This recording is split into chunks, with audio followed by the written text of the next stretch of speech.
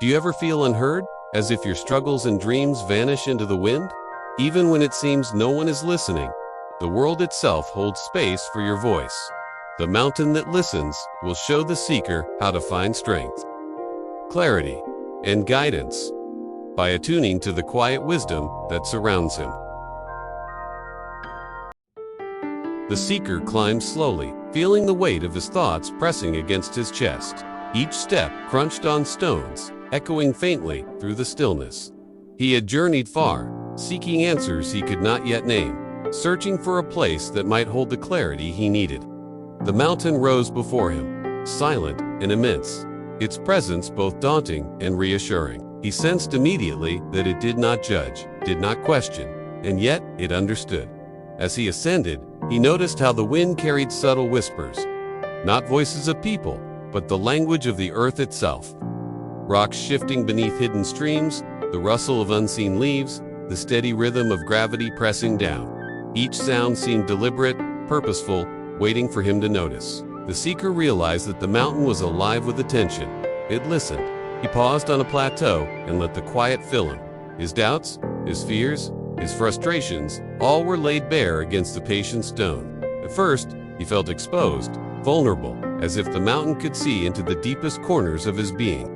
But soon, he sensed that this exposure was not condemnation, but invitation. The mountain was offering him space to be fully present, to place his thoughts and worries into the stillness and hear them reflected back with clarity. The seeker knelt, closing his eyes, letting the rhythm of the mountain enter him. The wind became a teacher, the rocks a counselor. He felt the pulse of time itself, slow and steady, as if the mountain had watched countless lives rise and fall and had absorbed their lessons. He understood that listening is not passive. It is a practice of awareness, patience, and courage. The mountain did not speak in words, but in resonance, showing him that every question he carried already held part of its own answer. Hours passed, or perhaps moments. Time was irrelevant in this sacred exchange. He felt the weight of his worries lift slightly with each breath, replaced by an expanding sense of perspective. The mountain reminded him that life's challenges are not meant to crush, but to teach.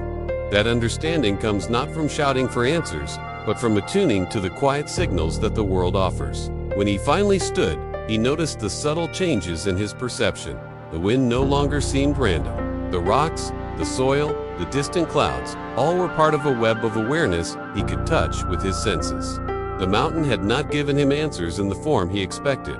Instead, it had given him the ability to listen, to discern, and to align his actions with the rhythm of the world. Descending the mountain, the seeker carried a newfound calm. He understood that every challenge, every uncertainty, could be met with patience, clarity, and trust.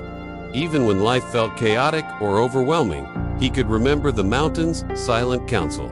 Listening, truly listening, is a path to strength, connection, and insight. And now he would walk that path, carrying the mountain within him wherever he went. The mountain remained behind, still and attentive, its quiet wisdom echoing in every step he took.